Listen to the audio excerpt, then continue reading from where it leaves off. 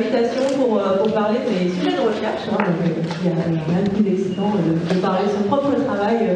Et merci à vous tous d'être présents et de vous intéresser donc à l'exobiologie.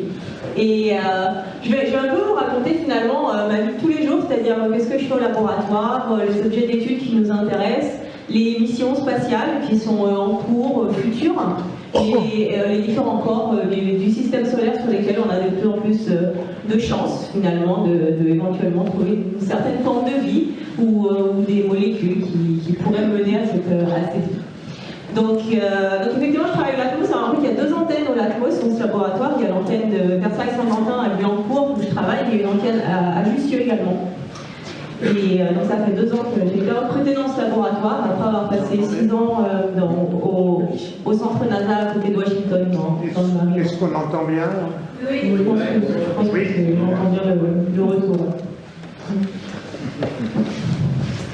Donc voilà, comment on va rechercher la vie extraterrestre. D'abord, on va s'intéresser à la Terre. Et ça peut paraître un petit peu anthropocentrique comme approche, mais étant donné que la façon dont on va rechercher in situ, donc c'est-à-dire en allant sur les différents corps du système solaire pour rechercher, on est obligé de conceptualiser, de construire des instruments qui sont ultra précis, ultra spécifiques. On est obligé de rechercher quelque chose en particulier. On ne peut pas y aller en disant je vais rechercher la vie. On peut dire je vais rechercher tel type de molécule qui pourrait nous faire penser qu'il y a une forme de vie, etc. Les instruments sont tellement spécifiques qu'il faut savoir quoi aller chercher. Donc les indices qu'on a pour savoir quoi aller rechercher, on les a sur Terre, puisque la Terre, pour l'instant, aujourd'hui, c'est la seule planète qui existe sur laquelle on connaît une forme de vie.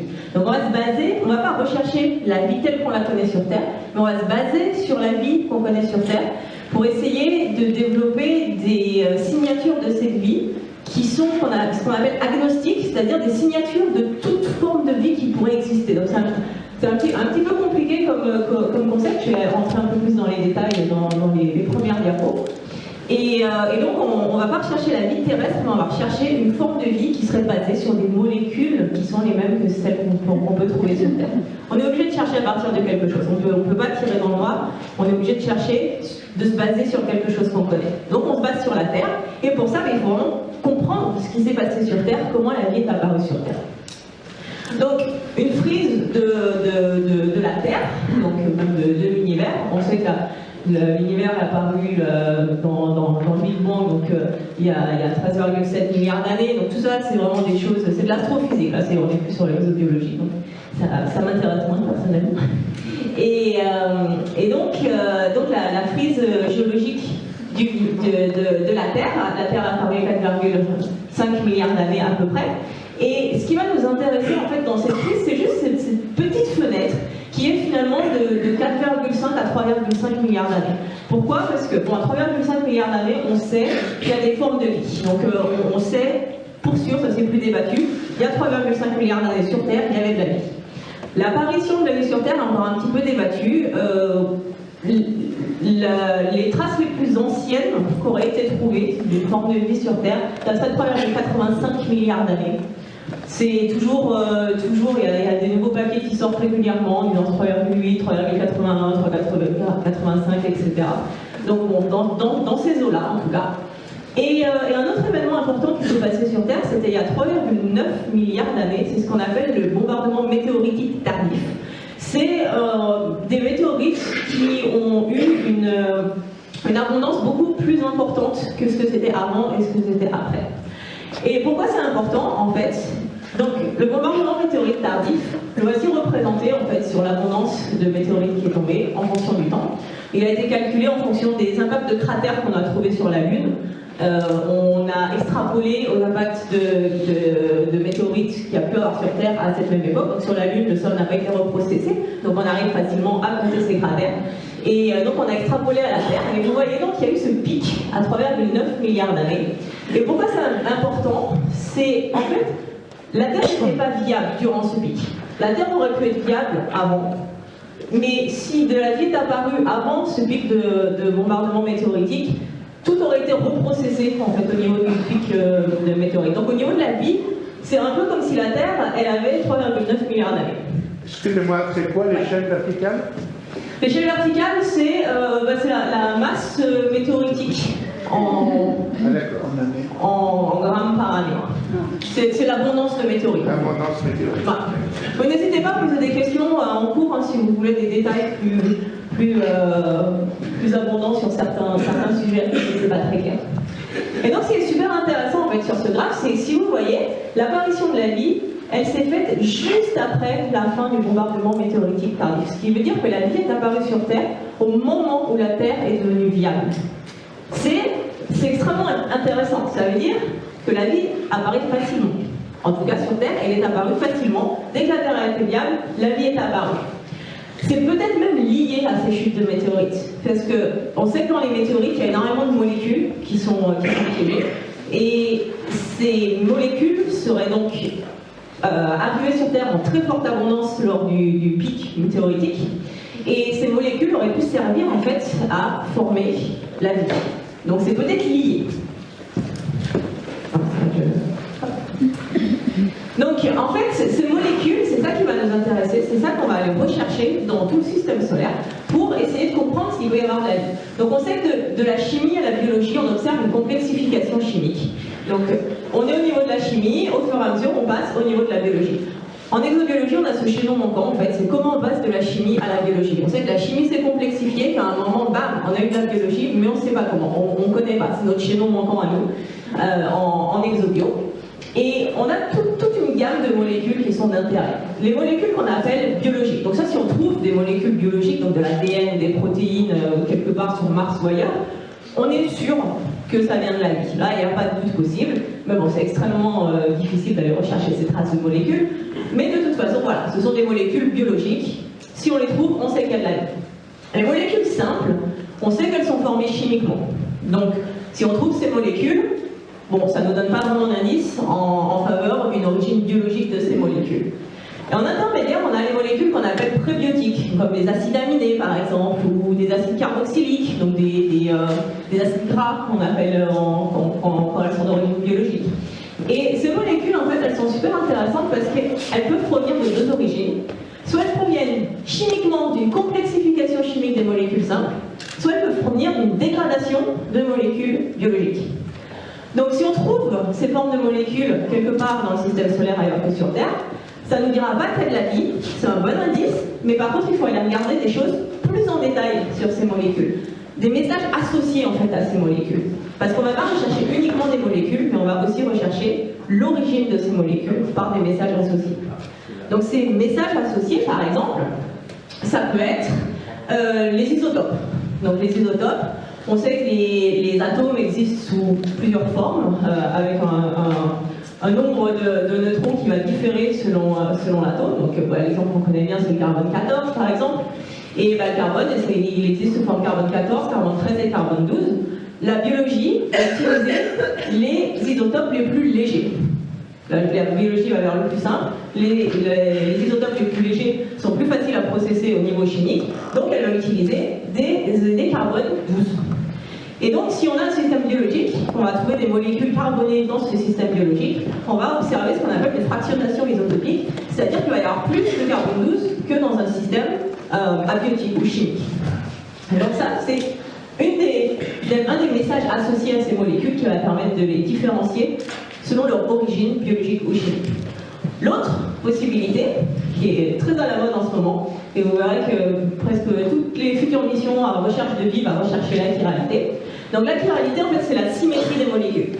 Les molécules vont exister sous forme droite et gauche, parce qu'elles ont un carbone asymétrique, comme les mains, en fait. Le mot chiralité vient du mot grec main. Et donc, ce sont des molécules qui vont être symétriques dans un miroir, mais non superposables. Dans un système biologique, une seule de ces molécules, une seule sous forme miroir va être utilisée. Dans un système chimique, on va avoir 50% de chacune des deux formes. Donc, c'est le cas pour les acides aminés, par exemple. Les acides aminés, les constituants des protéines, ils vont exister sous la forme droite ou sous la forme gauche. Si c'est un acide aminé d'origine chimique, on va trouver 50% de la forme droite de l'acide aminé, 50% de la forme gauche. Si on trouve 100% d'une des deux formes, c'est une origine, ça indique en tout cas, une origine biologique de cet acide aminé. Une autre possibilité de regarder les molécules et de chercher leur origine, c'est de regarder la distribution des molécules. Si on a des origines chimiques de molécules, en fait, on va avoir une distribution gaussienne, c'est-à-dire gaussienne un peu déplacée. C'est en chimie, plus c'est simple, plus c'est abondant. Donc les molécules les plus simples vont être plus abondantes et plus on va vers de la complexité. Donc là c'est en nombre de carbone sur certains types de molécules, des alcanes. Donc plus on va sur des alcanes à chaîne longue, plus on diminue. Donc là c'est une distribution typiquement chimique. Par contre, dès qu'on est dans un système biologique, on va avoir des distributions non statistiques. Par exemple, pour les acides carboxyliques, en fait, dans les systèmes suivants, il y a des réactions enzymatiques qui vont rajouter 2 carbones à la fois. Et donc, les molécules qu'on va obtenir, elles vont avoir des nombres pairs de carbone. Donc, si on trouve une distribution non statistique qui favorise les nombres pairs de carbone, 12, 14, 16, 18, 20, et qui défavorise le nombre impair, en fait, ça donne une indication comme quoi ça serait une origine biologique. Donc, aucune de ces distributions chiralité ou isotopes trouvée seule va pouvoir nous faire dire que l'origine est biologique. Ce qu'il faut, c'est une combinaison de ces différents paramètres, plus d'autres paramètres qui indiquent que le contexte était favorable à la préservation de matières organiques, à l'apparition de la vie, etc., etc. Donc, effectivement, donc là, ce que je vous ai raconté, c'est la recherche de biosignature. C'est rechercher la vie en allant rechercher des molécules de la vie, en quelque sorte. On pourrait penser que ça suffit, mais en fait, pas du tout. Il y a plusieurs autres paramètres qu'il faut absolument regarder avant d'aller rechercher la vie. Et l'un de ces paramètres, c'est l'habitabilité. Donc l'habitabilité, c'est la présence simultanée au même endroit, au même moment, de paramètres nécessaires à l'apparition de la vie. Ces paramètres, ça va être de l'eau liquide, de manière pérenne, il ne faut pas que ce soit transitoire. Une source d'énergie, absolument nécessaire pour que les réactions chimiques puissent se passer. Des conditions de température, de pH, etc., qui sont relativement neutres. Et une présence de matières organiques simples, de molécules simples, des molécules chimiques, qui sont la nourriture de la vie. Donc vous voyez que ces molécules, finalement, c'est un peu le Graal, parce que non seulement si on en trouve des complexes, on est vraiment dans la recherche directe de vie, de biosignature. Si on en trouve des simples, on est dans la présence de la recherche d'habitabilité. Finalement, c'est vraiment indispensable d'aller rechercher ces molécules. Et tout ça, il faut que ce soit dans un environnement qui soit suffisamment stable dans le temps pour que la vie puisse se développer et évoluer. Donc ça, c'est les recherches d'habitabilité. Ensuite, recherche de contexte également. C'est-à-dire que si on cherche la vie sur Mars, qui serait apparue il y a 4 milliards d'années, et que le contexte est extrêmement oxydant, que tout disparaîtrait en quelques millions d'années, aujourd'hui, c'est-à-dire 4 milliards d'années après l'apparition de la vie, on ne trouverait plus rien. Donc il faut rechercher des lieux qui sont propices à la préservation des traces de vie. Donc tout ça, c'est le contexte. Donc quand on a des missions pour rechercher la vie, il faut d'une part qu'il y ait un ensemble d'instruments qu'on appelle des payloads scientifiques qui puissent regarder différents paramètres, l'habitabilité, les biosignatures, etc. On peut envoyer un instrument pour trouver la vie. Il faut envoyer un ensemble d'instruments. Et d'autre part, les explorations planétaires, elles doivent se faire dans des timings respectés. C'est-à-dire qu'il faut d'abord envoyer des missions qui vont aller étudier le contexte et l'habitabilité avant d'envoyer une mission qui va chercher la vie. Sinon, on a quand même peu de chances de la trouver. Et donc, on va partir sur Mars. Et sur Mars, c'est notre voisine. Hein, donc, pourquoi Mars? Elle est proche, de dizaines de millions de kilomètres. Finalement, c'est quelques mois de trajet pour y aller. C'est pas extrêmement long.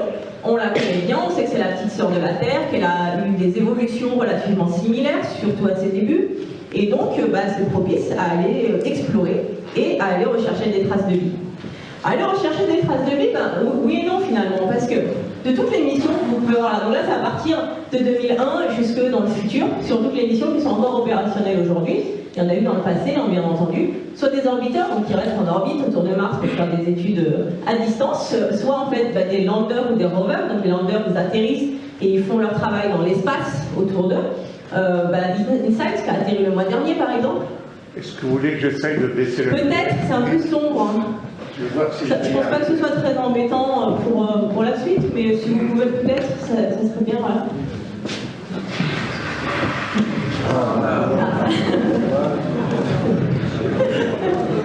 Ça, je vais appeler les gens.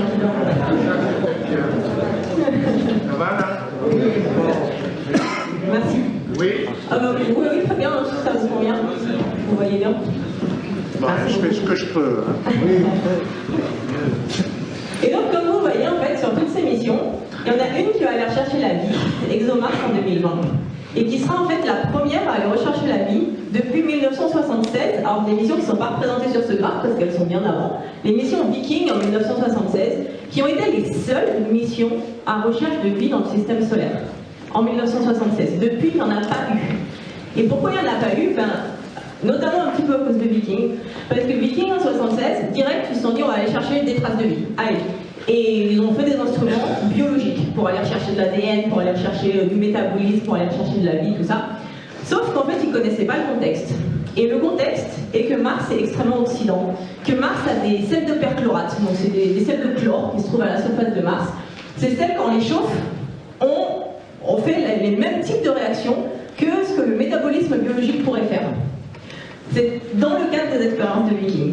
Donc en quelque sorte, Viking, elle avait du sol, elle mettait des nutriments, et puis des nutriments qui étaient marqués au niveau isotopique, et elle regardait en fait si ces nutriments se transformaient en CO2, c'est-à-dire s'il y avait de la respiration. En tout cas, c'est ce qu'ils pensaient.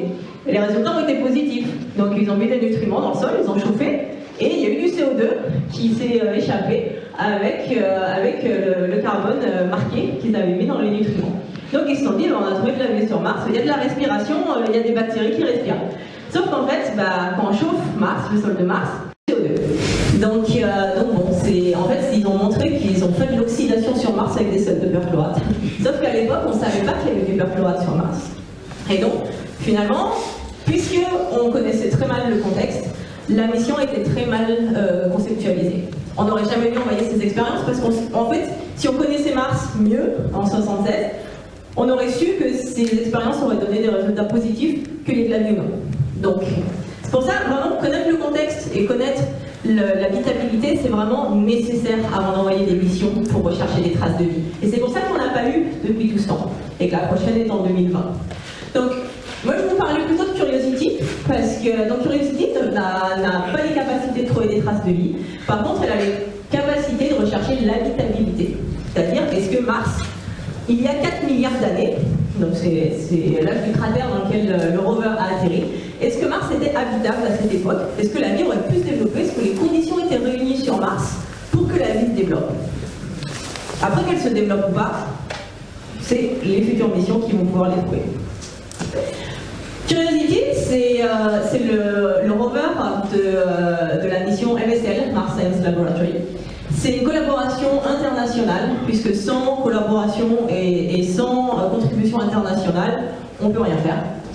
Et autant au niveau français, sans la NASA, c'est un petit peu difficile d'envoyer des missions, mais autant la NASA, sans les Français sur certains instruments, ils ne peuvent pas aller rechercher les molécules qu'on a pu trouver, que je vais vous expliquer, etc. Vraiment, la collaboration, c'est essentiel, mais plus qu'essentiel, c'est vraiment nécessaire. L'objectif de Curiosity, c'était de déterminer l'habitabilité de Mars. C'est un gros rover, vous voyez, par rapport à l'échelle humaine. C'est assez impressionnant quand on voit les maquettes, même en connaissant la taille, quand on voit les maquettes, c'est vraiment énorme. Qui a été lancé en 2011, qui a fait 9 mois de trajet, atterri en 2012, dans le cratère Gale. Et ce cratère, en fait, il a été choisi à peu près vers l'équateur. Vous voyez l'atterrissage de Curiosity au niveau de l'équateur martien. Le cratère, il fait 150 km de diamètre, à peu près. Le nord et en bas, là, sur l'image. Et ça, c'était l'ellipse d'atterrissage. Donc, l'erreur possible d'atterrissage. Il a atterri quasiment au milieu de l'ellipse. En fait, ce site, cratère Gale, il a été choisi, il était dans les favoris pour faire atterrir Opportunity en 2003. Sauf qu'en fait, le système d'atterrissage, c'était pas le même pour Opportunity, c'était des ballons qui atterrissaient, qui rebondissaient. Et parce que Opportunity était beaucoup plus petit que Curiosity, donc c'était possible de faire atterrir avec des ballons. Et en fait, le système d'atterrissage, il était trop incertain pour avoir une ellipse aussi petite. Donc l'ellipse, en fait, elle était beaucoup trop grande pour atterrir dans ce cratère. Et donc avec Curiosity, qui a atterri avec des rétrofusées, vous avez peut-être vu l'atterrissage de Curiosity, qui était plus de la science-fiction que du réel, c'était impressionnant. Et donc il avait une ellipse d'atterrissage beaucoup plus petite. C'était un atterrissage qui était nécessaire à cause de la taille et du poids de Curiosity en fait. Donc le cratère il est intéressant parce qu'il a un mont central qui est en couches successives. Et ces couches, ça veut dire qu'on va remonter le temps, ou descendre le temps, selon dans quel ordre on regarde, et qu'on va avoir des matériaux différents. Donc on va avoir des couches de sulfate, des couches d'argile, des couches de matériaux oxydants. Et donc en termes de préservation des molécules, chacun des minéraux va avoir des caractéristiques différentes qui fait qu'on va pouvoir optimiser et aller rechercher là où les molécules ont été le mieux préservées, entre autres. Et ce qui est aussi intéressant, c'est que ce cratère, l'âge du cratère Gale, c'est 3,5 à 3,7 milliards d'années. Cet âge, si vous vous souvenez de la crise géologique du vivant, et ben en fait c'est l'apparition de la vie sur Terre. C'est-à-dire, on est dans un cratère qui a l'âge à laquelle la vie est apparue sur Terre. Si Mars et la Terre ont eu des conditions similaires à cette époque, et c'était le cas, Mars avait une atmosphère, de l'eau liquide à sa surface qui coulait, des rivières, etc. à cette époque-là, et si les conditions étaient nécessaires et suffisantes pour que la vie apparaisse sur Terre, elles auraient très bien pu être nécessaires et suffisantes pour qu'elle apparaisse sur Mars. Si c'est le cas, elle aurait ensuite été préservée dans ce cratère. Et donc ce qu'on regarde aujourd'hui, c'est Mars il y a 3,8 milliards d'années, à l'époque où la vie est apparue sur Terre. Donc c'est vraiment intéressant à ce niveau-là. Comment on a pu dater? Ça a été daté notamment avec des isotopes, encore une fois. Ça a été daté a posteriori en fait, on ne savait pas avant d'atterrir. C'est les expériences embarquées sur le rover qui ont permis de dater avec précision le cratère. Les isotopes de l'Argon notamment. Et donc Curiosity, c'est un rover qui a 10 instruments. Parmi ces 10 instruments, combinés, il pèse 80 kg, les 10 instruments. Le rover, il pèse presque une tonne en lui-même, mais la payload scientifique, c'est seulement 80 kg. C'est toujours... ce qui pèse lourd, ça va être les roues, ça va être le réacteur nucléaire à l'arrière, ça va être plein de choses. La science, finalement, qui est la mission principale du rover, c'est une toute petite fraction de la masse. 80 kg d'instruments scientifiques sur 10 instruments, et un des instruments s'appelle Centre d'analyse SAT-Mars, et SAM. À lui seul, il pèse déjà 40 kg. Donc c'est un des 10 instruments, mais c'est la moitié de la payload scientifique, pour dire à quel point il est complexe. Et il se trouve dans le corps du rover. Cet instrument, il est lui-même composé de sous-instruments, de sous-unités. Une de ces sous-unités, c'est le chromatographe en phase gazeuse, le GC, qui est fabriqué au Latmos, qui a été fabriqué au Latmos. Et ce chromatographe en phase gazeuse, en fait, c'est un séparateur de molécules. Grâce à ça, ce qu'on va pouvoir analyser, en fait, ce sont des échantillons d'atmosphère. Sur le bord, il y a des petites ouvertures pour analyser l'atmosphère. Et il va également avoir au-dessus, en fait, des entonnoirs qui vont lui permettre de réceptionner des échantillons qui ont été soit pelletés, soit fourrés à l'intérieur du sol martien. Là, vous voyez un forage, par exemple. Ce forage qui a été fait avec le bras articulé, ensuite le bras va prendre le forage et va le déposer à l'intérieur des échantillons de SAM qui va pouvoir analyser les échantillons solides du sol à la recherche de molécules. Quand on fait cette analyse d'échantillons, on envoie d'abord les molécules dans un séparateur. Donc ce sont des colonnes, juste des colonnes creuses, qui ont une phase chimique à l'intérieur, qui font 30 mètres de long, qui sont enroulées sur elles-mêmes, à peu près la taille d'un cheveu, et qui vont permettre de séparer les molécules en fonction de leur poids et de leurs propriétés physico-chimiques. Ces molécules, une fois séparées, on va les envoyer dans un spectromètre de masse pour les peser, pour pouvoir les identifier. Et c'est nécessaire de les séparer avant de les peser parce que, par exemple, si je veux savoir votre poids individuel et que je prends le poids total de tout le monde, je ne pourrais pas savoir combien pèse chacun. Ce qu'il faut, c'est que je vous sépare un par un, je vais vous mettre sur une balance un par un pour pouvoir vous peser. C'est exactement la même chose pour les molécules. Si on les envoie toutes en même temps dans le spectre de masse, on va avoir des masses totales et on ne pourra pas séparer les molécules une par une.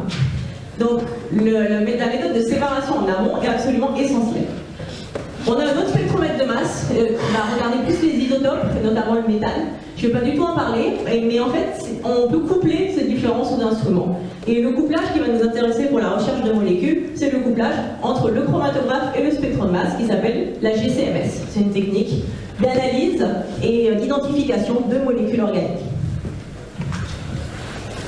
Curiosity, aujourd'hui on a parcouru plus de 20 km depuis 2012. Alors on peut dire que c'est pas beaucoup, finalement c'est quand même pas mal pour un rover sur Mars. À différents endroits on a fait des pelletages et donc en orange, et puis en rouge on voit les zones où on a fait des forages. Et vous voyez les 18 forages qui ont été faits. jusqu'à présent sur Mars.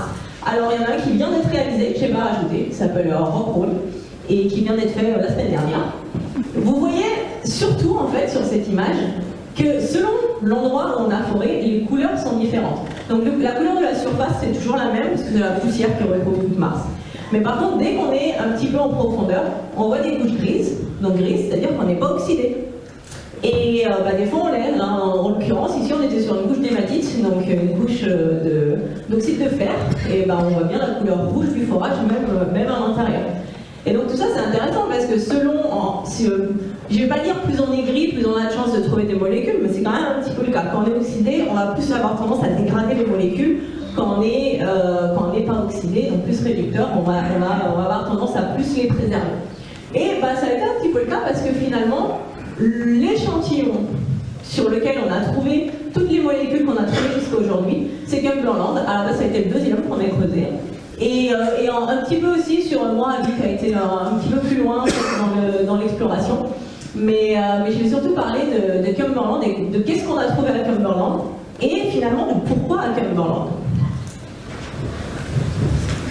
Alors là, c'est une petite animation pour vous montrer le fonctionnement de l'instrument simple de Curiosity. Donc on dépose l'échantillon dans un four à pyrolyse, juste un four. On va chauffer cet échantillon jusqu'à 1000 degrés. Quand on chauffe, on relargue les molécules. Ces molécules vont être relarguées toutes ensemble, vont être poussées par un flux d'hélium dans un piège pour être toutes regroupées. Et ensuite, on passe dans les fameuses colonnes chromatographiques, donc ces tubes creux de 30 mètres de long. Et les molécules vont sortir, donc là par couleur, en réalité par masse. Et vous voyez donc qu'on va pouvoir les séparer, donc les jaunes d'abord, les vertes ensuite, les rouges ensuite. Donc les plus légères vont sortir en premier, les plus lourdes vont sortir en dernier. On va avoir ce qu'on appelle un chromatogramme, où chaque pic correspond à un type de molécule. Et ensuite, chacun de ces pics va être pesé pour avoir un spectre de masse, pour pouvoir identifier la molécule. Une autre façon de présenter l'expérience, c'est la partie IGC, le même chromatogramme, qui est représenté en X avec le temps de rétention. Donc c'est combien de temps la molécule a passé dans la colonne avant de pouvoir en sortir. Plus c'est léger, moins c'est long. Et quand on prend un temps en particulier, on a une molécule en particulier qu'on envoie dans le spectre de masse, et le spectre de masse il va ressembler à une fragmentation reproductible en fonction de la molécule. En l'occurrence, vous voyez les portions de la molécule qui ont été cassées dans le spectre de masse, qui vont correspondre à des masses, masse 127, masse 143, masse 186. Et quand on a cette fragmentation reproductible, on a des librairies de masse qui vont pouvoir même nous remonter jusqu'à la molécule avant qu'elle soit fractionnée. Et donc cette combinaison GC-MS va nous permettre de détecter et d'identifier les molécules organiques qui sont relarguées du sol qu'on a chauffé jusqu'à 1000 degrés sur Mars. Ça c'est la théorie. Parce qu'en fait, la pratique, on obtient ça comme résultat. Donc là c'est un vrai spec, c'est un print screen que j'ai fait directement en fait des manips sur lesquelles on travaille de Mars. Et donc c'est plus difficile à trouver des pics. Et en fait c'est pas juste pour montrer un schéma un petit peu brouillon, mais c'est aussi pour montrer le type d'analyse qu'on fait. On va pas regarder ce spectre, enfin ces spectres, en disant bon alors qu'est-ce qu'il y a dessus, on va regarder ici, voir ce qu'il y a. C'est pas du tout comme ça qu'on fonctionne. En fait on fonctionne par recherche spécifique.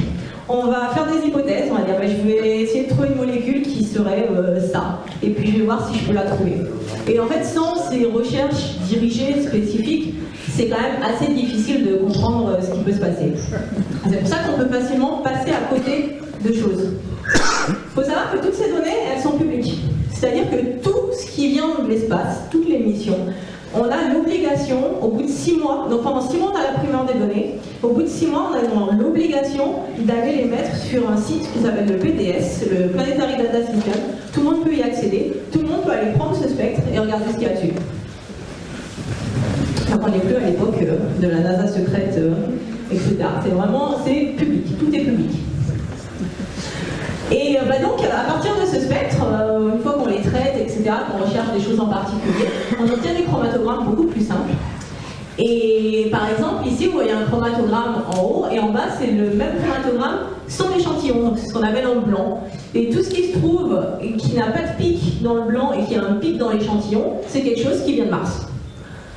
Et vous voyez qu'on a trouvé ces molécules, les ronds verts, ce sont des atomes de chlore, les noirs des atomes de carbone, et les petits blancs sont les atomes d'hydrogène.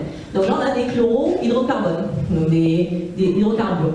Les hydrocarbures sont des molécules qui contiennent du carbone et de l'hydrogène, des chaînes, et donc également du chlore, puisque on est sur Mars et que le sol de Mars est extrêmement chloré. Il y a ces sels de perchlorate, donc ces sels de chlore qui se trouvent partout. Une fois qu'on a trouvé ces molécules, on n'est pas si content parce que on est content d'avoir trouvé des molécules, on les cherchait quand même depuis 1976, parce que Viking cherchait également les molécules et n'a pas réussi à en trouver. On est dans la première découverte de molécules organiques sur Mars, mais par contre, on pense qu'elles n'étaient pas présentes sous cette forme sur Mars. Le carbone est martien, le chlore est martien, mais on pense qu'on a formé des réactions entre le chlore et le carbone dans nos fours. Puisqu'on chauffe à 1000 degrés, on fait de la chimie. Quand on chauffe à 1000 degrés des sels de perchlorate, on va former de l'oxygène et de HCl. Le HCl va réagir avec d'autres molécules pour chloriner ces molécules. Et donc, le travail de laboratoire qu'on va faire ensuite, c'est pour rechercher les potentiels précurseurs de ces molécules. Alors, c'est pas possible qu'ils soient présents comme tels dans le sol. C'est possible qu'on ait, donc là c'est du chlorobenzène, c'est possible qu'on ait du chlorobenzène sur Mars. Mais on pense pas, on pense qu'on a formé ce chlorobenzène à partir de molécules plus complexes auxquelles on a rajouté du chlore et qu'on a dégradé en plus petits bouts également. Donc, ce qui est assez... je vais passer à la suite. Au fur et à mesure, on a réussi à trouver plus de molécules. Donc, ces molécules, ces 4 premières molécules, le papier est sorti en 2015, sachant que c'est un échantillon qui a été fourré en 2013. Vous voyez, déjà 2 ans pour trouver les molécules et publier. Ensuite, quand on a fait des manips de labo, on a pris de l'acide benzoïque, qui est un potentiel précurseur du chlorobenzène. On l'a mis en présence de perchlorate, on a fait des expériences dans les conditions de SAM, etc. Et en fait, on a trouvé qui formait du chlorobenzène, mais qui formait aussi du dichlorobenzène, donc avec deux chlores. Et donc là, quand on a fait ces manips et qu'on les a présentés à des conférences, on nous a dit, dans ce cas, pourquoi vous ne trouvez pas de dichlorobenzène dans vos résultats SAM? Donc on est retourné sur les résultats de 2013 pour rechercher spécifiquement le dichlorobenzène, et en fait on l'a trouvé. Il était tellement petit, perdu dans tous les pics, qu'on ne l'avait pas vu directement. Et en le recherchant spécifiquement, on l'a trouvé. C'est un article qui a été publié, soumis par Cyril Zoba dans une revue scientifique, et qui est en train d'être reviewé, donc on attend le résultat pour la publication. Et puis en parallèle de ça, on a trouvé des molécules qui contiennent du soufre et pas du chlore, dans des températures qui sont plus hautes. Donc ces molécules, on les a trouvées en chauffant l'échantillon entre 200 et 400 degrés. Ces molécules-là, on les a trouvées en chauffant l'échantillon à plus de 600 degrés. Donc on avait déjà enlevé tous les perchlorates à cette température, c'est pour ça qu'il n'y a plus de chlore, et on a trouvé des molécules soufrées. Pareil, on pense qu'elles ne sont pas soufrées et qu'elles ne sont pas telles quelles dans l'échantillon, qu'elles sont plus grosses dans l'échantillon, et qu'en chauffant entre 600 et 1000 degrés, on a cassé les molécules et éventuellement qu'on a rajouté du soufre également, puisque c'était dans des échantillons qui contiennent des sulfates, donc des minéraux qui contiennent du soufre. Donc on fait pareil, des expériences de labo pour savoir quels peuvent être les précurseurs.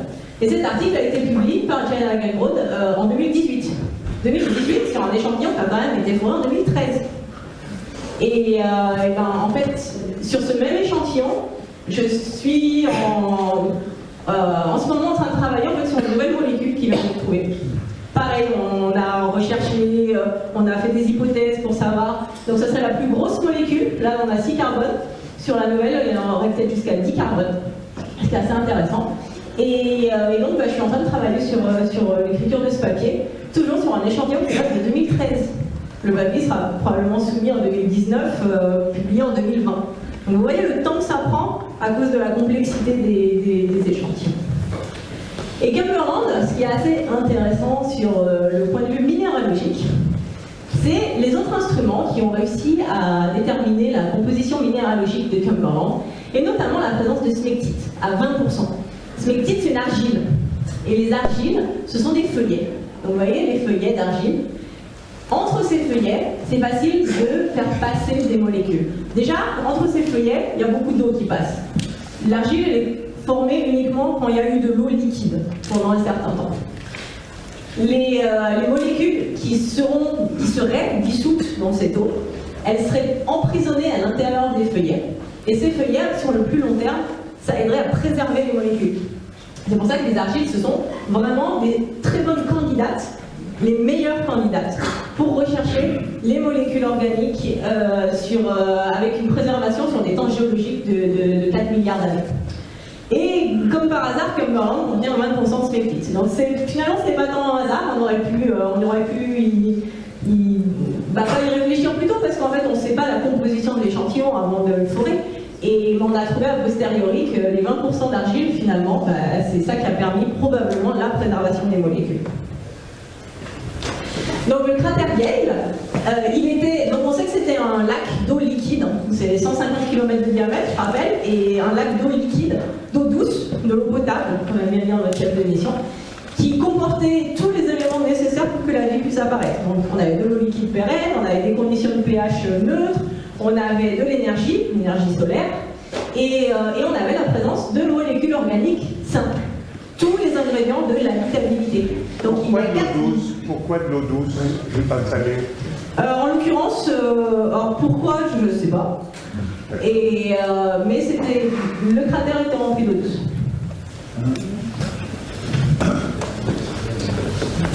Et donc, on a trouvé la présence de ces molécules simples. On va rechercher maintenant des molécules plus complexes. On ne sera pas capable avec ça de trouver des molécules biologiques, mais on est éventuellement capable de détecter ce genre de molécules. Donc on est en train d'optimiser l'expérience pour détecter des acides aminés en ce moment. Et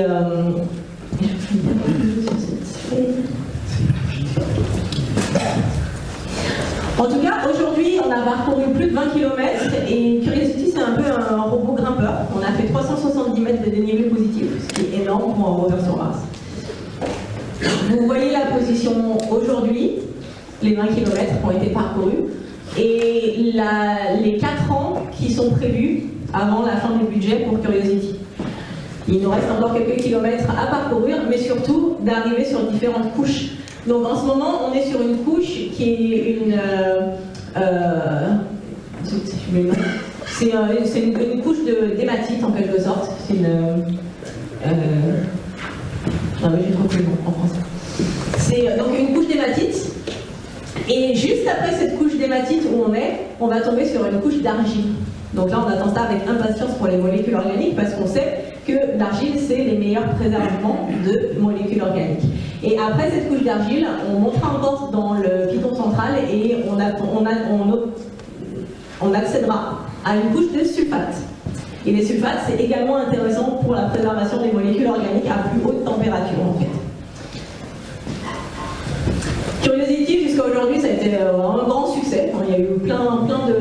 Le but du rover, c'était de déterminer si Mars était habitable il y a 4 milliards d'années. Il a répondu par la positive à cette hypothèse. Donc, effectivement, le cratère Gale était habitable il y a 4 milliards d'années. Ça veut dire que tout Mars était habitable. L'habitabilité, c'est localisé quand même. Donc là, c'est localisé le cratère Gale. Le cratère Gale, il y a 4 milliards d'années, était habitable.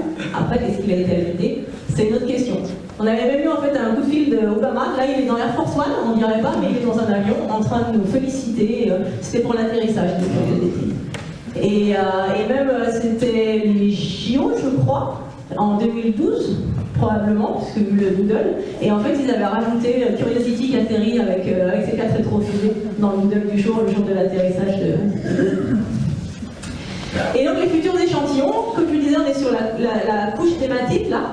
Et on va atteindre la couche d'argile et puis ensuite on va remonter un peu plus sur la couche de sulfate et puis à la fin, donc ça sera la fin de la mission normalement dans 4 ans, en espérant vraiment qu'on puisse atteindre cette couche de sulfate, mais les géologues qui sont 95% de la mission, dès qu'ils voient un caillou, ils veulent tirer dessus, ils veulent faire des choses, donc nous en tant que chimistes organiciens, on n'est pas très contents parce qu'on voudrait bien avancer sur la couche d'argile et sur la couche de sulfate.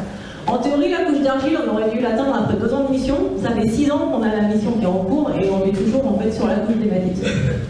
Oui, il y a des problèmes à régler, il y a eu plein de choses. Mais bon, voilà. Et on a des problèmes de roues sur Curiosity.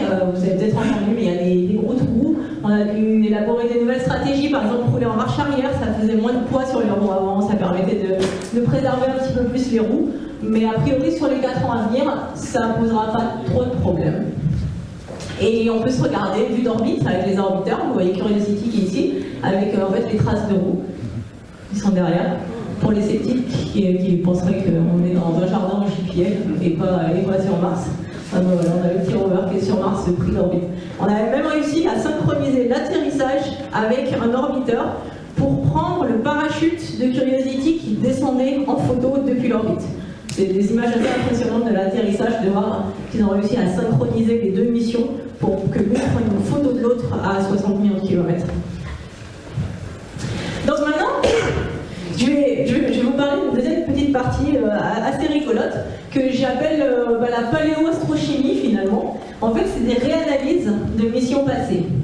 Puisque les résultats sont relativement complexes et que je vous disais, pour trouver quelque chose, il faut aller le rechercher spécifiquement plus que de regarder un petit peu globalement à quoi ça ressemble et d'essayer de trouver des choses.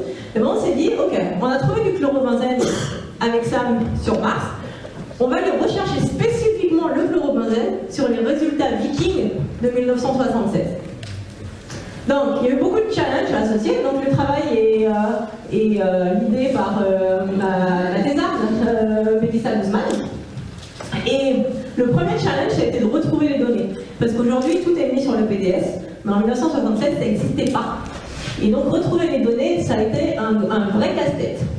Les données ont été retrouvées d'abord sous forme digitale, qui ressemblait à ça. Et en fait, on n'a jamais réussi à comprendre ce code. J'invite quiconque qui veut regarder ça et qui veut essayer de décrypter le code à venir vers moi. Et on a mis ça sur Internet, sur des forums de geeks informatiques qui voudraient craquer des codes, etc. Forcément, les gens qui ont fait le code sont tous morts, parce que 1976, c'était déjà des presque retraités à cette époque, donc aujourd'hui. Donc voilà, c'est des martiens. Ouais. Voilà. C'est du martien. Et donc, heureusement, on a trouvé des microfilms qui, a priori, correspondent à la même chose et qui sont des spectres de masse. Et si on aligne ces spectres de masse, on va reconstituer un chromatogramme. Sauf qu'en fait, ces spectres de masse, donc ils comprennent les masses de 32 jusqu'à 250. Et ce qu'il faut, c'est les scanner et les digitaliser un par un, c'est-à-dire masse par masse. Donc on va prendre l'échantillon, on va zoomer dessus et on va cliquer sur chacune des masses. Donc on va dire, bah voilà, l'échelle en Y, elle monte jusqu'à 1438, donc l'échelle, donc ce pic-là c'est 1438. Et donc il y a des logiciels spéciaux de digitalisation. On va cliquer sur chacun des 250 pics. Et on va avoir des résultats en Y en fait de ces 250 pics, sachant que pour chaque analyse, il y en a 400 comme ça, et qu'il y a une dizaine d'analyses. Donc bon, ça prend du temps, si on pouvait craquer ce code, ça serait un petit peu plus rapide. Et bon, en l'occurrence, en recherchant spécifiquement sur un spectre de masse, les masses qui correspondent au chlorobenzène qu'on a détecté sur SAM en 2015, donc les masses, je les ai représentées ici, c'est 112 et 114. D'ailleurs, 112 et 114, pourquoi? Parce qu'on est avec un atome de chlore. Le chlore, il a deux isotopes, le 35 et le 37. Et donc, la masse 112, c'est le chlorobenzène avec un isotope du chlore 35, et le 114, c'est un isotope du chlore à la masse 37. Donc, on peut même faire un rapport isotopique du chlore, qui est à peu près de 1 sur 3, et qui est le même que sur Terre. C'est un autre résultat intéressant. Et là, vous voyez sur Viking, en zoomant sur la masse 112 et 114, un scan en particulier, d'un run en particulier, et bien Melissa, elle a pu trouver 112 et 114 qui ont un ratio d'à peu près 1 sur 3, c'est donc du chlorobenzène. Donc en 2018, elle a publié le papier l'année dernière, qui présentait pour la première fois la détection de chlorobenzène sur Viking, sur des données qui datent de 1976. Donc quand je vous dis que ça prend du temps et que c'est compliqué, qu'il faut vraiment chercher spécifiquement quelque chose pour pouvoir le trouver, bah, c'en est un autre exemple encore plus probant avec Viking. Dans la troisième partie martienne, avant de partir plus loin dans le système solaire, ça va être le support laboratoire et les missions de terrain et les échantillons analogues. Pourquoi? Parce qu'en fait, finalement, c'est la plus grande partie de notre travail, c'est de travailler en laboratoire pour faire de la chimie analytique, pour essayer de comprendre les résultats, de décrypter les résultats qu'on obtient sur Mars, et aussi pour préparer les futurs échantillons. Donc là, c'est moi au Groenland, et c'était très sympa, mais malgré le sourire, vous pouvez voir que c'est un petit peu lourd et que les missions de terrain, c'est quand même, c'est génial, mais c'est extrêmement fatigant. Parce qu'on travaille 15 à 18 heures par jour, surtout au Groenland, les jours à peu près 24 heures par jour. Et le maximum sur une semaine, sur 2 semaines. Mais c'est tellement instructif. Je vais vous raconter une de nos autres missions de terrain pour vous montrer le type de choses qu'on fait. Mais là d'abord, on va parler des instruments de labo haute fidélité. Qu'est-ce que c'est que ça? C'est ce qu'on fait en laboratoire. Et en fait, on a différents types d'instruments sur lesquels on travaille en laboratoire. On travaille pas, les échantillons qu'on obtient de Mars, finalement, ou d'ailleurs, donc là en l'occurrence pour SAM sur Mars, c'est pas tous les jours qu'on en obtient. Alors qu'en laboratoire, on peut faire des manips tous les jours. Qu'est-ce qu'on a comme type d'instruments de laboratoire haute fidélité? On a d'abord ce qu'on appelle la plus haute fidélité, on appelle ça le testbed. Donc le testbed, c'est SAM bis. Donc c'est l'instrument qui a été construit en tant que spare. C'est l'instrument, quand on construit un instrument qu'on envoie dans l'espace, on ne le construit jamais en un seul exemplaire, on le construit en plusieurs exemplaires. Il y a un spare, au cas où le modèle de vol il y a un problème au tout dernier moment, on va le remplacer par le modèle de rechange. Après, il y a les modèles de test ingénieur, il y a des modèles de test électronique. Donc, on a plein de modèles qui sont construits. C'est pour ça aussi que ça coûte cher de construire des instruments spatiaux. Il n'y en a pas un seul qui est construit, il y en a plusieurs. Et donc, le modèle de rechange, une fois que le modèle de vol est parti, on l'utilise pour faire des tests haute fidélité. Là, en l'occurrence, il se retrouve dans une chambre, qu'on appelle une chambre martienne, parce que dans cette chambre, on a les conditions de température et de pression qu'on a sur Mars.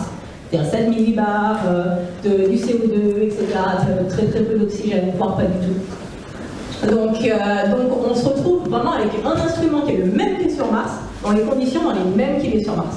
On peut faire pas mal de tests, et notamment, à chaque fois qu'on a une nouvelle expérience, avant de l'envoyer sur Mars, on la teste sur le testbed pour être sûr que ça ne va pas faire planter le rover. On fait de plus en plus de science d'ailleurs. C'est vraiment un modèle d'ingénieur sur lequel on fait de plus en plus de science. Donc c'est vraiment super intéressant. Ensuite, il y a les modèles qui sont des sous-parties de ça. Au Latmos, on a la réplique, c'est une des répliques électroniques ou ingénieurs, de la partie chromatographie. Puisque c'est celle qui a été faite en France, on est responsable de cette partie, on fait des tests là-dessus. Donc elle est couplée avec un spectromètre de masse de laboratoire, pas avec le spectromètre de masse de SAM, mais tous les tests sur les colonnes chromatographiques et tout ça, on les fait sur ce modèle. Ensuite, encore moins reproductible, mais toujours très intéressant pour d'autres raisons, ce sont les breadboards, où en fait, ça c'est celui que j'avais monté à la NASA, où j'avais représenté finalement toutes les sous-parties de SAM avec des choses qui ressemblent. Donc j'avais pris un four SAM, les lignes, c'est pas du tout une SAM, mais par contre, elles ont le même matériau que SAM, elles ont la même longueur que SAM, elles ont la même température que SAM. Donc on essaye d'être le plus proche possible, même si on sait finalement qu'on n'est pas dans les conditions exactes telles qu'on est dans le testbed. Sachant aussi que plus on va vers la haute fidélité, donc du breadboard au testbed instrumental, au testbed complet, plus c'est difficile de faire des expériences. Une expérience sur le testbed, ça dure 2 jours presque. Alors qu'une expérience là-dessus, ça va durer 1 heure, 2 heures. Et donc encore moins haute fidélité, on a les instruments de laboratoire, ceux qu'on achète. Donc là, c'est un GC-MS de laboratoire. Ici, c'est la partie GC, donc pas du tout miniaturisée, comme ça peut être sur ça. Dans la partie GC, la partie MS, de très bonne résolution, beaucoup plus que ça, etc. Mais ça nous permet de faire notre travail de tous les jours en laboratoire. Et notamment, ce fameux travail de recherche de précurseurs dont je vous parlais. On avait le chlorobenzène qu'on avait découvert sur Mars. On pense que la combinaison du chlore et du carbone s'est faite dans nos fours. Donc on a recherché des potentiels précurseurs à cette molécule. On en a testé plusieurs, donc des noyaux aromatiques avec différents groupements acide carboxylique ou même alcool, qui n'est pas présenté ici avec l'alcool. Et ce qu'on s'est rendu compte, c'est que finalement il fallait des groupements réactifs pour pouvoir former du chlore en présence de perchlorate et dans les conditions de chauffage de SAM. Donc en fait, on a mélangé ces molécules avec du perchlorate, on a chauffé à la même température que SAM et on obtient chlorobenzène, dichlorobenzène, trichlorobenzène. C'est suite à ces résultats qu'on nous a dit après, oui, mais là vous voyez du dichlorobenzène, pourquoi vous ne voyez pas sur Mars, puis qu'après on est allé le rechercher dans les résultats et qu'on l'a finalement trouvé, c'est avec ces expériences. Et ce qui est intéressant aussi, c'est que selon un papier de Benner en 2000, Cette molécule, l'acide méglutique, en fait, c'est une molécule métastable qui serait le produit final de la dégradation de molécules biologiques. Donc ça reste intéressant. C'est un précurseur potentiel de ces molécules. Alors, ces molécules, on les utilise non seulement pures pour essayer de faire nos expériences, mais après on les mélange à des sols. On les mélange à des sols qui sont des sols analogues et on fait des expériences pour savoir, par exemple, cet acide méglutique, pur ou mélangé à un sol, si je le soumets au rayonnement UV de Mars, au rayonnement cosmique de Mars, ou à la température de Mars, ou tout ensemble, etc., est-ce qu'il va résister? Parce que finalement, s'il ne résiste pas, il n'aura jamais pu résister 4 milliards d'années jusqu'à aujourd'hui. Donc on regarde les stabilités. Tout ça, on utilise des expériences qui sont disponibles dans les instituts franciliens, soit au LACMOS, soit dans d'autres laboratoires, soit le synchrotron Soleil sur le plateau de Saclay. Et donc, on les étudie non seulement seuls, mais on les utilise dans des analogues. Et ces analogues, c'est très important, et c'est une des raisons pour lesquelles on fait les études de terrain également. Et là, je vous présente quelques analogues de Mars. Et vous verrez qu'un analogue, on n'a pas Mars. Mars, dans le labo, on l'a pas. On est obligé de prendre des caractéristiques de Mars et de trouver des sols sur Terre qui vont avoir ces caractéristiques. Alors, c'est impossible de trouver un sol qui réunit toutes les caractéristiques de Mars. Alors, on va prendre du désert d'Atacama au Chili. Celui-là, ses caractéristiques martiennes, c'est qu'il est très aride, très pauvre en matière organique et en vie. C'est un des sols les plus pauvres en vie qu'on connaît sur Terre, finalement, et qu'il a des oxydants. Donc, ces fameux oxydants qui rendent Mars rouge, et qui rendent ce sol rouge également, ce sont les oxydants. Donc, il a ça, mais bon, il y a plein d'autres caractéristiques qui ne sont pas du tout comme Mars. C'est pas du tout la minéralogie martienne, ni rien. Le JSC Mars One, c'est un peu un standard martien, qui, minéralogiquement, celui-là, il est très proche de Mars. Par contre, il est plein de vie. Donc là, c'est pas un peu différent de Mars. Vous voyez, encore une fois, il est un petit peu rougeâtre. Et donc, on fait plein d'expériences. Là, je ne vais pas tout détailler les résultats, parce que vous montrer qu'on fait vraiment quelque chose dessus. Et donc, on utilise ces différents analogues pour différents buts. Et quand on est en manque d'analogues, on va fabriquer notre propre analogue. Là, par exemple, c'est un travail que j'ai effectué où on a pris, vous vous souvenez du diagramme où on a les différentes minéralogies du sol de Cumberland? J'ai pris ce diagramme et j'ai récupéré tous les minéraux qu'on a pu trouver sur Terre qui ressemblent à ceux qu'on a analysés sur Mars et je les ai mélangés dans les mêmes proportions. Donc, vous voyez, il y a une quinzaine de différents minéraux qui sont ensuite mélangés. Et ensuite, je vais rajouter du perchlorate, je vais rajouter plein de choses, je vais passer dans le testbed de sable, etc. pour voir si on obtient les mêmes résultats que sur Mars, pour confirmer que ce qu'on a trouvé, c'est réel. Donc l'analogue, c'est vraiment essentiel. Alors souvent, c'est des endroits vraiment sympathiques, mais des fois, en fait, on va juste... là, c'est quand je faisais ma thèse à l'école centrale, il y avait le parc de Sceaux en face, donc là, c'est le château du parc de Sceaux. En fait, j'allais ramasser de la terre en bas au niveau des fleurs, parce que il y avait beaucoup de vie au niveau des fleurs. Donc là, c'est plus du tout au niveau analogue, mais c'est un sol. Mais c'est un sol avec un témoin positif, on sait qu'il y a quelque chose. Si on ne trouve pas, avec nos méthodes là-dedans, si on ne trouve pas de molécules, c'est-à-dire qu'on n'en trouvera pas sur Mars. Et donc, je vais juste passer assez rapidement là-dessus, parce que c'est sympa, mais je voudrais parler après bien de Titan. Donc en fait, c'est une expérience qu'on avait fait au Svalbard, qui est dans le cercle arctique, où on avait, sur un bateau, amené tous les instruments de Curiosity et d'ExoMars, une mission qui part en 2020, et on analysait des sols complètement inconnus, et en 2 jours, on devait dire en gros s'il y avait de la vie sur ces sols ou pas, avec les mêmes instruments que ceux qui se trouvent sur les missions martiennes. Donc on avait un bateau pour aller récolter nos échantillons, on les ramenait sur notre bateau mère où on avait tous nos instruments. Et là, c'est un des analogues finalement qu'on avait réussi à trouver, où ici il y avait toute une partie biologique et on voyait des types de minéraux très différents entre le haut et le bas de cet échantillon. Donc on allait collecter les échantillons, on les récoltait dans des petits tubes, on les ramenait au bateau. Sur le bateau, là c'est mon GCMS que j'avais installé, donc c'est complètement différent du laboratoire. Il faut déjà penser qu'il faut attacher, parce qu'il y a des vagues sur le bateau, et avec des cordes qui pendent, en fait c'est des cordes qui scellent bien mon spectre de masse au sol. Sinon, il y a tout qui tombe, donc vraiment... tous les systèmes de sécurité, donc là, c'était le four. En général, c'est sous une hotte. Bon, voilà, c'était un petit peu au milieu de nulle part. Et il y avait les gaz qui se retrouvaient juste derrière. On devait tirer des lignes super longues parce qu'on n'avait quand même pas le droit de mettre les gaz à l'intérieur, etc. Mais bon, c'est super intéressant. Là, on avait un breadboard, donc c'est le chromato de MoMA HCMS qui est pour ExoMars 2020, le vrai. Et je l'avais couplé avec un spectromètre de masse de laboratoire. Et on avait obtenu des résultats relativement intéressants. Et notamment sur 3 sols différents. Donc là, c'est le blanc. Oups.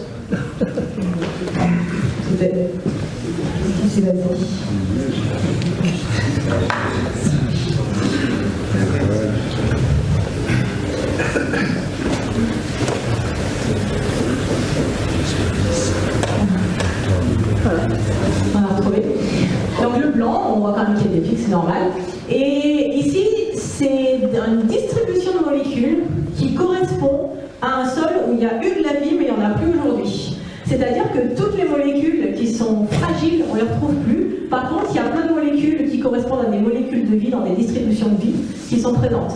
C'est-à-dire que c'est un sol où il y a eu de la vie, mais il n'y en a plus. Et ce sol-là, c'est la distribution moléculaire, elle montre qu'il y a de la vie sur cette distribution. On voit notamment ces fameux C12, C14, C16, donc les fameuses répétitions de paires de carbone. Il y a des acides aminés, il y a de l'acide phosphorique qui serait de la dégradation de l'ADN, et il y a plein de choses en fait qui nous disent que c'est de la vie. Donc vous voyez qu'avec un instrument qui va partir sur Mars en 2020, qui va chercher la vie, on est capable de dire sur un sol complètement inconnu au Svalbard, de dire voilà, cet échantillon, il y a eu de la vie mais il n'y en a plus, cet échantillon, il y a de la vie, etc. Donc c'est plutôt prometteur. Et c'est quand même assez sympa, à chaque fois on fait des photos Men in Black pour montrer qu'on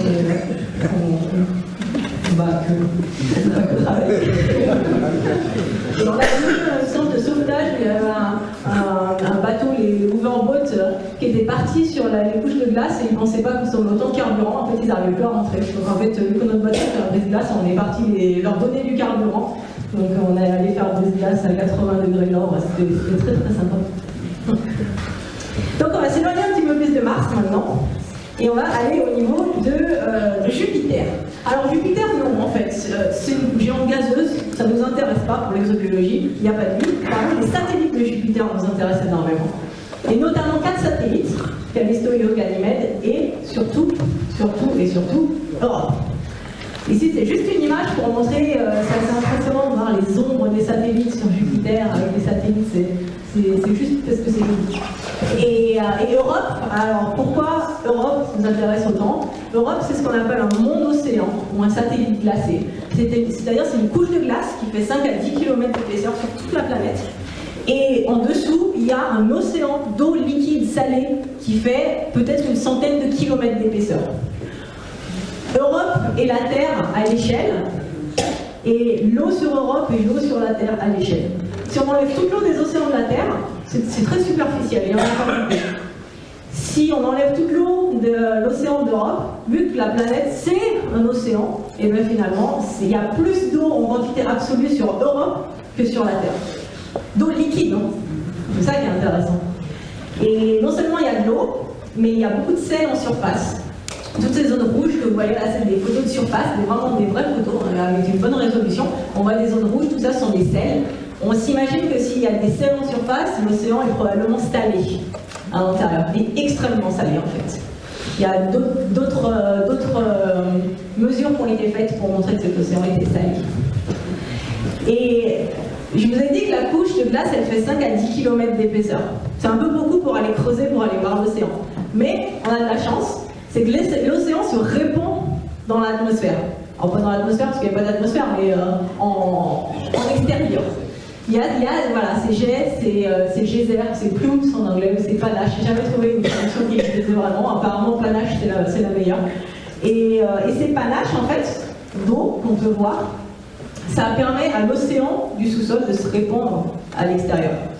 Ce qui permet, pour faire une analyse de l'océan, non plus d'aller creuser, mais d'aller choper ces panaches pendant qu'ils sont en train d'être éjectés.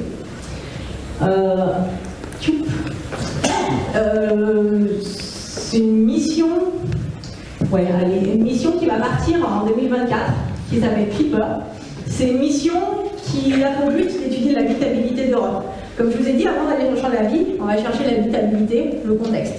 Clipper, elle a aucun instrument qui va permettre de trouver la vie dans les panaches. Par contre, elle a plein d'instruments qui vont permettre de comprendre l'habitabilité d'Europe. Et c'est une mission préliminaire à une mission pour aller rechercher de la vie. Bon, en l'occurrence, on devait avoir un instrument qui recherchait de la vie dessus. Et il a été descopé au dernier moment. Après, la NASA s'est dit, ah mince, on ne peut plus aller chercher la vie, donc on va faire une autre mission pour aller vraiment chercher la vie. Ça a été un petit peu complexe, ça allait un peu toujours. C'est-à-dire que la NASA veut faire un atterrisseur sur Europe. Une fois qu'on aura plus de détails sur l'habitabilité, sur la surface d'Europe, parce que bon, on sait qu'il y a de la glace, on a de la bonne résolution, mais on n'a pas une résolution au mètre. C'est-à-dire, est-ce que c'est des pics sur lesquels c'est impossible d'atterrir, ou alors est-ce que c'est une surface relativement plate, comme c'est ce dessin d'artiste. Donc, en début d'année dernière, on était censé avoir de l'argent pour faire une mission Europalander. C'était de l'argent qui avait été promis par un sénateur qui, malheureusement, à l'élection de mi-mandat, est tourné du côté républicain. Donc, c'était un sénateur démocrate qui, une fois que le sénateur républicain est passé après l'élection de mi-mandat, on a perdu l'argent qu'il nous avait promis pour Europalander. Mais ça a été uniquement repoussé, on va dire, on espère. Donc Europalander, c'est vraiment pour aller rechercher de la vie. Cette fois, il n'y a plus de discussion possible, hein, on va rechercher de la vie passée ou même présente. Enfin, et même présente. C'est des instruments très différents qui vont permettre d'aller chercher de la vie passée ou d'aller chercher la vie présente. Et là, on va rechercher les deux. Donc, au lieu de faire un appel d'offres pour Europalander, la NASA a décidé de faire un programme qui s'appelle Instrument Concept for Europalander ici, qui a un financement sur 2 ans, et on espère que dans 2 ans, il y aura le financement pour Europalander. Donc, en gros, on est en train de préparer un instrument avec les Américains qui s'appelle Emily. Le principal investigateur, donc le responsable, est américain, c'est nos collègues du Goddard, dans le Maryland. Et donc, dans 2 ans, normalement, on aura un instrument qui sera prêt à être proposé s'il y a un appel d'offres pour faire le Europalander. Donc, on attend un petit peu ça. Et donc, de la même façon que sur Mars, et ben sur Europe, on va chercher des analogues pour faire des expériences sur Terre. Quand on va faire de la chimie sur Europe, on est obligé d'abord de comprendre comment cette chimie se fait sur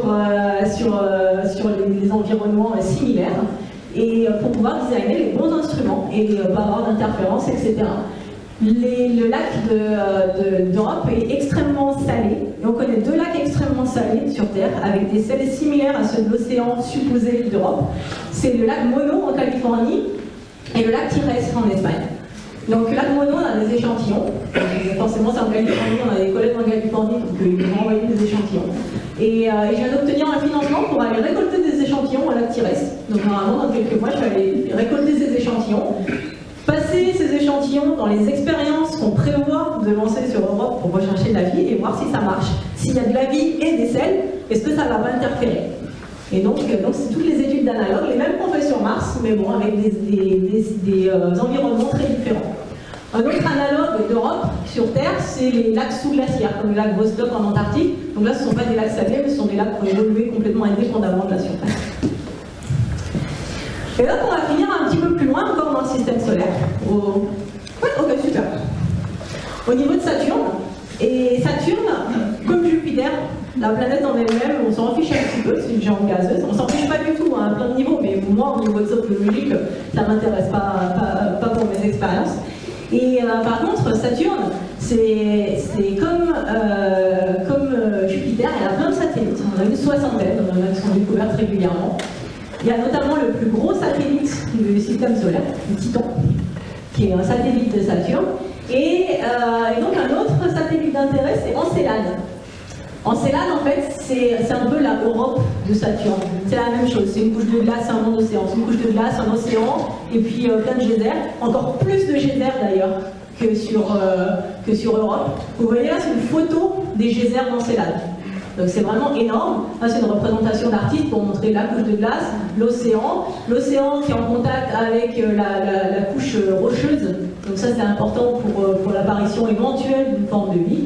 Et donc cet océan qui se répand en surface par les geysers. Et au niveau du pôle sud, c'est uniquement au niveau du pôle sud d'Europe, d'Encelade, pardon, on voit ces quatre, comme on avait des tiger stripes, comme une crible de tigre comme ça, comme tous les noms, c'est Damas, c'est que des pays en guerre en fait, l'Irak, la Syrie, et donc c'est de ces quatre stripes que s'échappent les geysers. Il y a tellement d'eau qui s'échappe de ces geysers qu'en fait ça crée un anneau de Saturne. Si je reviens sur l'image d'avant, vous voyez cet anneau de Saturne, c'est l'anneau E, c'est uniquement les rejets d'eau d'Encelade. Donc ça c'est l'orbite d'Encelade et c'est uniquement les rejets des geysers d'Encelade. C'est là on voit également l'anneau sur Encelade qui se trouve là et l'anneau. Donc l'anneau est créé par les rejets d'Encelade. Ça montre qu'il y a quand même énormément de geysers. Mais là où on va finir, c'est sur Titan. Titan, c'est le plus gros satellite de Saturne et le plus gros satellite du système solaire. Il a plein d'intérêts, Titan. Pourquoi on est si intéressé par Titan? D'une part, il y a une chimie organique extrêmement complexe sur Titan. On sait qu'il y a plein de molécules. Là, c'est pas comme sur Mars où on va aller chercher pour savoir s'il y en a. Là, on sait qu'il y en a plein, mais on ne sait pas jusqu'à quel niveau de complexité ils ont réussi à atteindre. Et on sait que la chimie se fait en atmosphère et qu'elle va condenser jusqu'à la surface.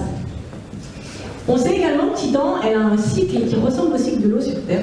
C'est-à-dire il y a des lacs, il y a de l'évaporation, il y a du pluie, il y a des rivières, il y a des marées sur les lacs, etc. Sauf que les lacs, ce n'est pas des lacs d'eau liquide, ce sont des lacs de méthane et d'éthane liquide, donc des hydrocarbures liquides. Mais il y a quand même ces solvants liquides. Et enfin, Titan, c'est également un monde océan. Si on regarde la coupe de Titan, il y a un lac d'eau liquide, probablement avec de l'ammoniac. Seulement, il se retrouve coincé entre deux couches de glace. Il a une couche de glace au-dessus et une couche de glace en dessous. Donc il est un petit peu moins intéressant que les océans d'Europe et d'Encelade. Il est quand même super intéressant, surtout dans le sens où il y a 3 milliards d'années, cet océan, la couche de glace supérieure était très fine et permettait des échanges entre l'océan et la surface. En surface, on sait qu'il y a plein de molécules organiques. L'océan, c'est de l'eau liquide. Ça ressemble un petit peu au système terrestre, finalement. Donc jusqu'où la chimie a-t-elle pu évoluer? Finalement, Titan, c'est un laboratoire à ciel ouvert. C'est un laboratoire chimique avec des conditions extrêmes. Et on va pouvoir aller investiguer la chimie primitive et voir s'il y a des signatures à cet endroit, puisque Titan, finalement, réunit toutes les caractéristiques de l'habitabilité, de l'énergie, la présence de solvants, avec de l'eau ou du méthane, la présence de carbone, etc. et d'énergie.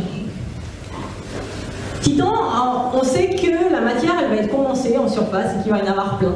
Seulement, vu l'orbite, on ne peut pas aller regarder cette matière condensée, donc ces molécules qui évoluent jusqu'à des molécules peut-être très complexes, jusqu'en surface, on ne peut pas aller l'analyser en orbite.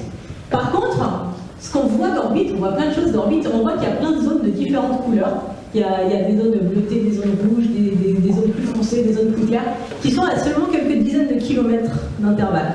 Ce qui nous impose finalement d'aller échantillonner plein d'environnements différents, ce qui impose qu'on puisse se déplacer à la surface du Titan, et déjà qu'on atterrisse à la surface, ensuite qu'on puisse se déplacer pour aller échantillonner plein de zones différentes. Et c'est l'idée de Dragonfly, puisque Titan, finalement, en fait sur Titan, il y a une atmosphère qui est tellement dense que si on se met des ailes et qu'on bat, on s'envole. Donc c'est vraiment très facile. Petit schéma, il représente bien ça, un vol alors, qui est plus perturbé quand même sur Titan que sur Terre. Par contre, sur Mars, en fait, c'est impossible. Il faudrait avoir des ailes énormes et puis un corps tout petit pour pouvoir voler à la surface de Mars, parce qu'il y a tellement peu d'atmosphère.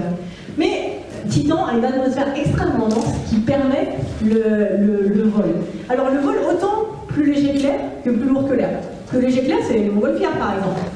Ça marcherait super bien sur Titan. Plus lourd que l'air, ce sont des avions, ou bien des drones, éventuellement. Et donc ça marcherait super bien aussi. D'autant plus que c'est pas uniquement l'atmosphère qui est 4 fois plus dense que celle de la Terre, mais c'est aussi la gravité qui est beaucoup plus faible que celle de la Terre, 7 fois plus faible que celle de la Terre. Donc en fait, c'est vraiment facile de voler avec des engins plus lourds que l'air sur Titan. Et c'est toutes ces caractéristiques qui ont été utilisées par Elizabeth Turtle de APL dans le Maryland pour designer un drone qui serait capable d'atterrir, de faire des expériences pour rechercher des traces de vie et de partir à plusieurs kilomètres de son premier lieu d'atterrissage. Et cette mission, Et bien c'est pas si farfelu parce qu'en fait elle a été présélectionnée. Elle a été présélectionnée en décembre 2017 parmi 12 missions dans le programme américain NASA qui s'appelle New Frontiers, qui sont des missions de moins de 850 millions de dollars. Donc c'est des moyens budgets là-bas. En France, 850 millions, c'est les plus grosses missions. Et en Europe même. Et donc elle a été présélectionnée parmi 12. La NASA, comment ils procèdent? Ils présélectionnent 2 missions parmi les 12. Et ces deux-là, ils vont dire, bon, on vous donne de l'argent pendant 1 an pour montrer que votre concept est faisable. Donc ils vont nous donner nos forces et nos faiblesses. Il faut travailler sur les faiblesses de la proposal pour les rendre, pour les éliminer finalement. Et on a rendu en fait, donc on a eu 1 an de financement pour travailler sur ce concept. Et en décembre, donc il y a 1 mois, on a rendu le rapport final. Et maintenant, on attend juillet 2019 pour la sélection finale entre Dragonfly, donc le drone sur Titan, ou César. C'est un retour d'échantillons cométaires, notamment de la comète Churyumov-Gerasimenko, dont Jean-Pierre a parlé au tout début. Et mais bon, on aurait un retour d'échantillons en 2039. Donc bon, c'est... Bon, là, on est en 2034, on est arrivé sur Titan, mais bon, c'est quand même un petit peu plus excitant comme mission qu'un retour d'échantillons cométaire. Et donc voilà, on attend sélection finale, juillet 2019, donc vous pouvez regarder. Ce sera Dragonfly ou César, en croisant les doigts pour que ce soit Dragonfly, pour qu'on envoie ce drone sur Titan pour rechercher la vie sur Titan. On va atterrir dans des interdunes équatoriales. Au niveau de l'équateur, il y a des longues dunes de sable, et de sable organique notamment. Et entre ces dunes, il y a des zones qui sont relativement plates. Et en fait, on atterrirait à la même époque que Huygens a atterri, qui était la sonde européenne de Cassini-Huygens, et qui a atterri, qui est la seule sonde qui a réussi à atterrir sur Titan et à prendre des photos, qui a atterri il y a qui a atterri en 2004, c'était 29 ans avant 2034. Parce que la durée de l'année du Titan, c'est 29 ans, et quand on atterrira en 2034, ce sera exactement à la même période de l'année que Huygens.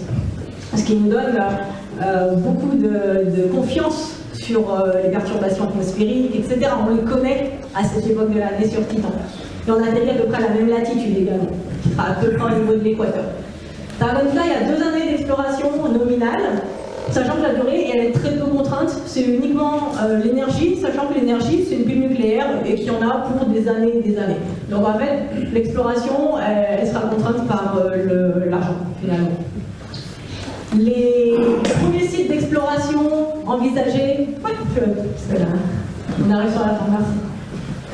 Les premiers sites d'exploration envisagés vont être donc les dunes, les interdunes, également des cratères d'impact. Donc c'est des impacts de météorites qui ont pu faire fondre de l'eau pendant des dizaines de milliers, des centaines de milliers d'années, qui auraient pu permettre d'avoir de l'eau liquide à la surface. Donc ça c'est assez intéressant, ces cratères d'impact. En fait, on a jusqu'à 12 sites d'exploration possibles durant ces 2 années d'exploration, voire plus. 12 sites séparés de plusieurs dizaines de kilomètres chacun, ce qui veut dire qu'on pourra se déplacer des centaines de kilomètres à la surface de Titan avec Dragonfly. Les mesures scientifiques vont être faites principalement au sol. Il y aura quelques photos qui seront faites en vol, et notamment les repérages de sites. En fait, Dragonfly va atterrir à un endroit, va faire B. Il va revenir se poser au site A, on va analyser les données du site B, donc B qu'on a eu en vol, etc.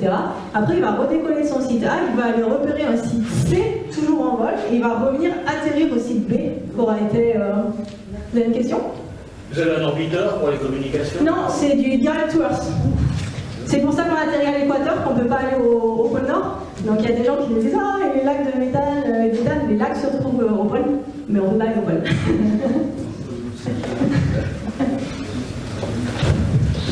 Donc là, c'est une autre représentation des différents sites, les dunes, les interdunes, les cratères d'impact et les cryovolcans, qui sont en fait des volcans, mais qui fait froid en surface, qui crachent de la glace, le nom du cryovolcan, sauf qu'ils crachent de la glace qui vient du sous-sol, donc qui vient d'eau liquide. Donc c'est intéressant d'aller voir ces différents sites. Et les objectifs de Dragonfly, il y a 4 instruments, Dragonfly, qui va regarder l'habitabilité d'une part et les traces de vie, donc les potentiels de biosignatures avec ces 4 instruments. Les 4 vont permettre de regarder l'habitabilité et un qui s'appelle GRAMS, c'est le Dragonfly Mass Spectrometer, donc c'est un GCMS encore une fois. et qui va permettre de regarder des traces de vie à la surface du Titan. Et comprendre, donc, même s'il n'y a pas de vie, comprendre jusqu'où la synthèse organique a pu progresser, jusqu'à quel niveau de complexité la chimie a pu progresser. Et là, c'est extrêmement important, d'autant plus que l'atmosphère du Titan peut nous renseigner sur la Terre primitive, l'atmosphère de la Terre primitive, et mieux comprendre la Terre primitive et ce qui a pu se passer sur la Terre primitive avant que la vie existe. Donc on retrouve la même figure, et puis on va rechercher toutes ces distributions, isotopes, etc. avec Dragonfly. Et je pense que je vais juste vous parler une minute de comment on va procéder, parce que c'est quand même assez sympa. Donc en gros, Dragonfly va atterrir et va faire des sondages avec 3 de ses instruments. Si le lieu est intéressant, on va décider en deuxième étape de faire un forage. Donc les forages, ils se retrouvent sous les pattes. En fait, il y a des sortes de skis. Sous les skis, en fait, on va avoir 2 foreurs. Et ces foreurs, ils ne peuvent pas marcher comme sur Mars où on prend l'échantillon et puis on le lâche. Parce qu'il n'y a pas de gravité. Sur Titan, on n'est pas assez forte pour faire ça. Donc en fait, il y a un système pneumatique, donc une sorte d'aspirateur, qui va aspirer le sol foré et l'envoyer dans nos échantillons. Et ensuite, on va faire des analyses en GCMS, notamment, et puis un autre système qui va regarder des molécules plus complexes pour rechercher des traces de vie. Et encore une fois, même si ce sont les mêmes instruments, les environnements sont tellement différents qu'il faut faire énormément de recherches en amont, en laboratoire, sur des analogues, pour comprendre comment ça se passe. Notamment, il y a de l'ammoniac sur Mars, l'ammoniac sur Titan, pardon. L'ammoniac, on ne sait pas comment il réagit dans nos instruments et dans nos technologies, dans nos expériences, parce qu'on n'en utilise jamais pour Mars. Et également, il y a plein de molécules organiques. On peut prendre, sur Titan, on peut prendre un échantillon, ça peut être 100% de molécules organiques. Sur Mars, on est à l'état de traces de molécules organiques. Donc, avec la même méthode de GCMS, sur Mars, on va avoir genre 2 jolis pics. Sur Titan, il peut y avoir des milliers de pics, donc on ne pourra pas les séparer. Donc il faut voir comment se comporte cet instrument en présence d'une saturation de molécules organiques. Donc pareil, il faut trouver des analogues, ou faire des analogues de laboratoire pour faire les expériences sur Titan. C'est vraiment une mission, un concept révolutionnaire, ce qui est sa force et sa faiblesse. C'est un peu sa faiblesse dans le sens où s'il n'est pas sélectionné, ça sera à cause du risque. C'est ce qu'on appelle high risk, high reward. Il y a des risques que ça ne marche pas, mais alors si ça marche, c'est exceptionnel le résultat. Je vous invite à visiter le site de Dragonfly de APL, qui se trouve, qui est hébergé par Marion, l'Institut John Hopkins. Et il y a plein de petites vidéos de ce genre. Vous voyez Dragonfly sur des représentations des interviews de Titan. C'est un double quadcopter, donc pour la redondance, c'est pas un quadcopter, mais en dessous de chaque hélice, il y a une deuxième hélice en fait, ça fait 8 hélices en tout. C'est énorme, le drone il fait la taille d'une petite voiture. C'est vraiment quelque chose de gros, qui fait 200 à 300 kg. Donc c'est vraiment quelque chose d'impressionnant.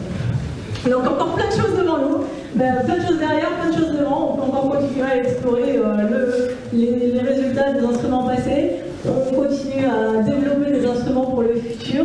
Maintenant, la NASA a décrété que dans les 10 années qui viennent, on aura des indices de traces de vie ailleurs que sur Terre dans le système solaire. Et que dans 20 ans, on aura confirmation. Donc, c'est pas basé sur c'est quand même un petit peu basé sur les crédits qui sont donnés aux explorations des corps d'intérêt, à l'amélioration des techniques d'analyse, etc., etc., etc. Donc, on verra. En tout cas, on fait tout pour. Et je vous remercie de votre attention.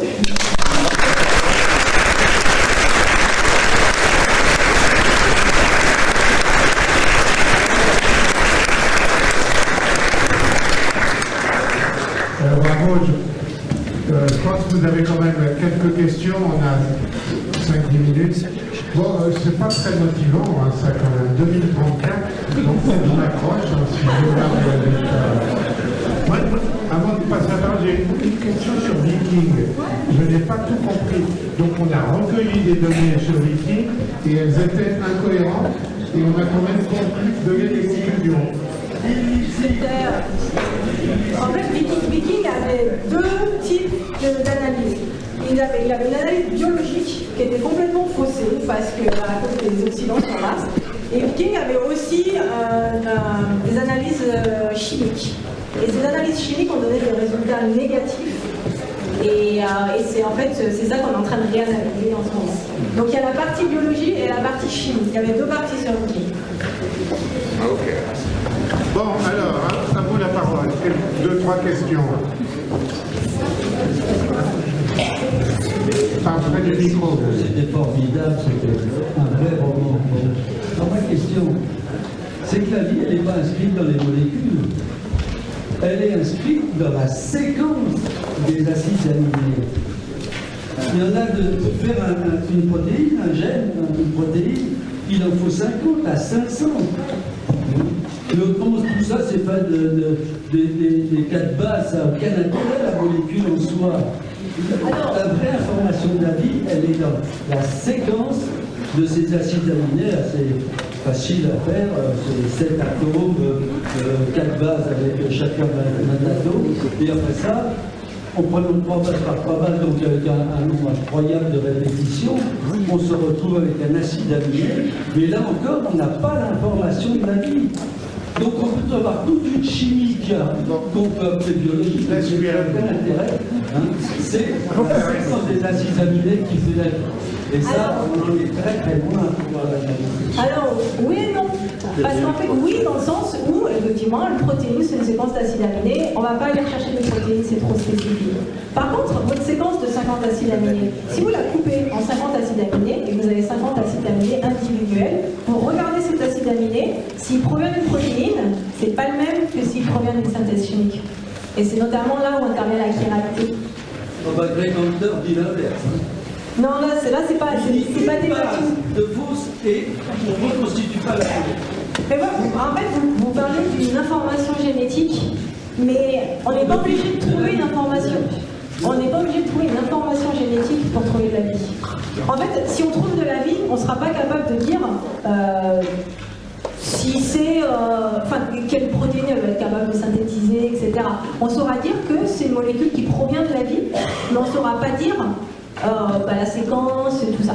Et j'ai envie de dire, pour la première étape, on s'en fiche. Ce qu'on veut pour la première étape, c'est trouver des molécules qui proviennent du vivant.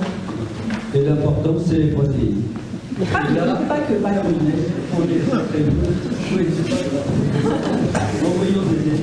Une question là. Je reprends. Ok, attends, voilà. Merci. Je dois. Non, je crois que c'est bon. Merci pour l'exposé, très bien. Près du micro. Oui. Comment est-ce que vous pouvez détecter les isotopes à distance ou vous ne pouvez le faire que localement? Je veux dire, autant les atomes, on peut le faire par spectro, autant les isotopes, comment on fait? C'est plus difficile de le faire à distance.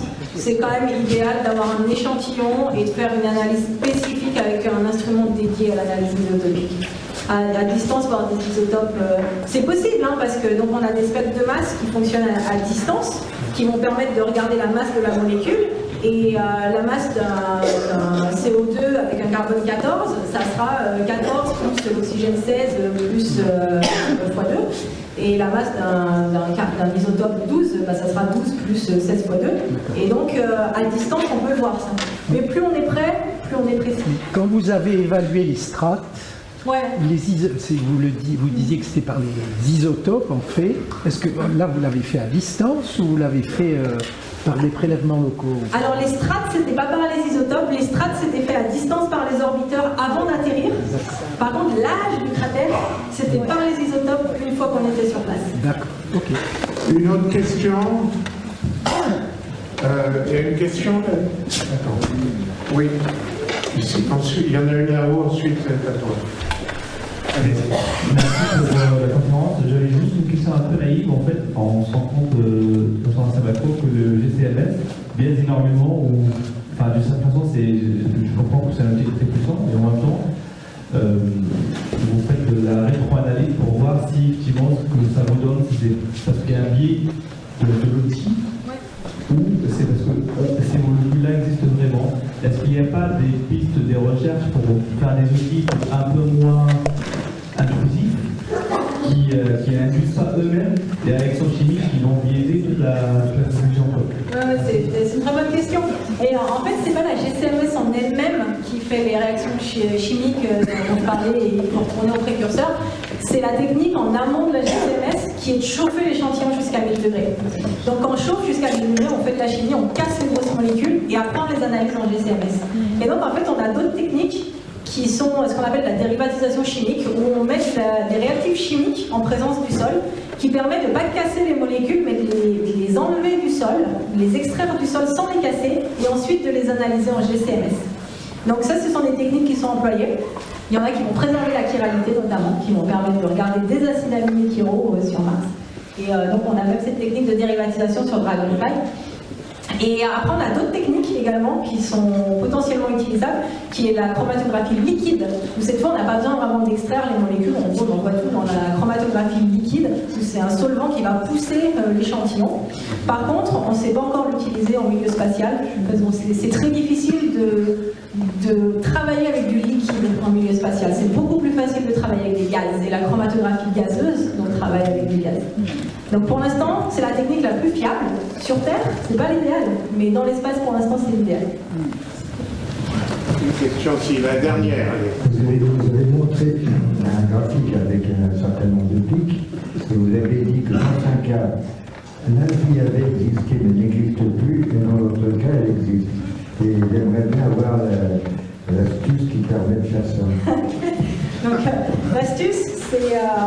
je ne vais pas forcément revenir. C'est en fait des analyses poussées, puis c'est aussi l'analyse du contexte.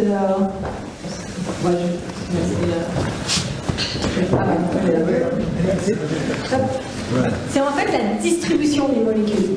C'est-à-dire sur...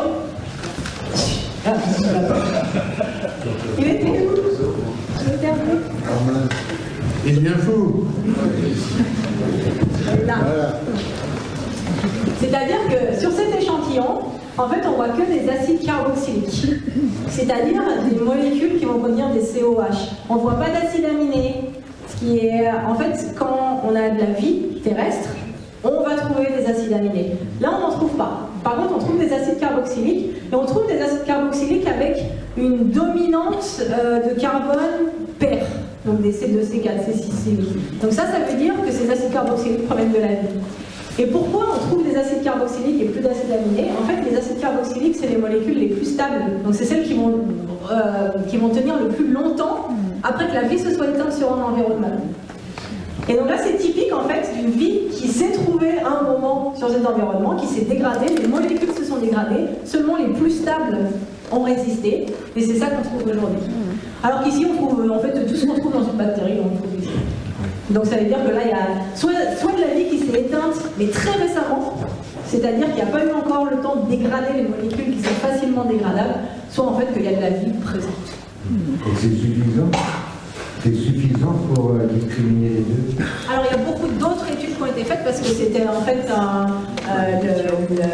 ça s'appelait EMAIS, l'exposition, et il y avait tous les instruments d'ExoMars et Curiosity qui travaillaient de concert. Là c'est juste les résultats GCMS, mais on s'est bien entendu servi des résultats de la minéralogie pour interpréter. Avec uniquement ça, c'est quand même plus difficile. Mais c'est quand même assez robuste comme résultat quand même.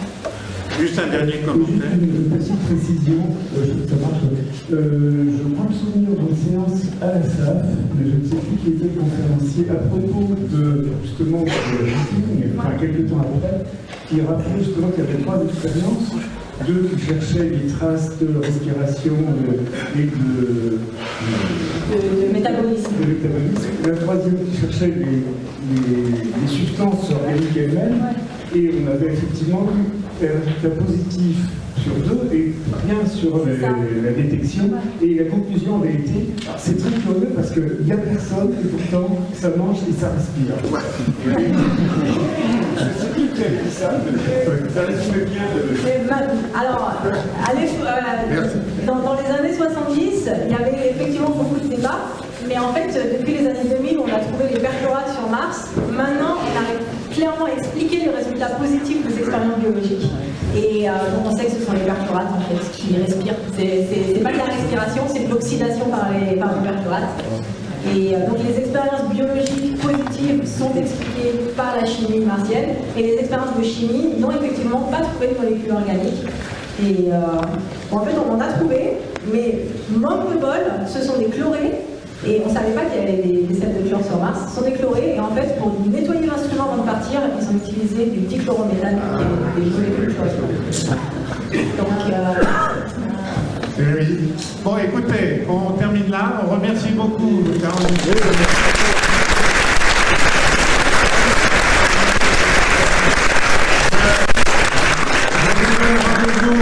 À la prochaine fois, c'est le mi-février. Donc on parlera de spectroscopie, de Fourier, ça sera aussi très intéressant. Et bon retour chez vous. Et si nos amis d'Internet ont un ou deux commentaires pour me dire si le son et l'image étaient bien et si ça leur a plu, merci de m'envoyer un petit message. Bonne soirée à tous.